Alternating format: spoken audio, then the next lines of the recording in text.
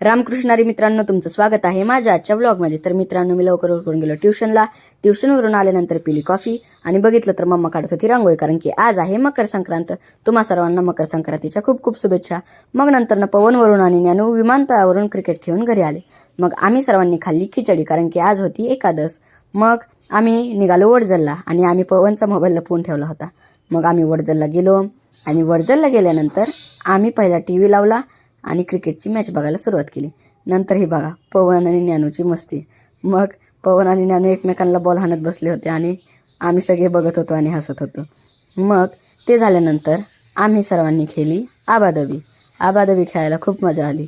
मग आबाधबी खेळून झाली आणि आबाधबी खेळून झाल्यानंतर आम्ही खेळलं ट्रूथ ऑर डेअर आणि मग त्यामध्ये पवनवर आलं होतं डेअर। मग आम्ही त्याला मून वॉक करायला सांगितला आणि मग संध्याकाळी आम्ही खाल्ला वरवीचा भात आणि आम्ही निघालो फलटणच्या दिशेने। तर आजचा व्लॉग आपण इथेच संपूयात।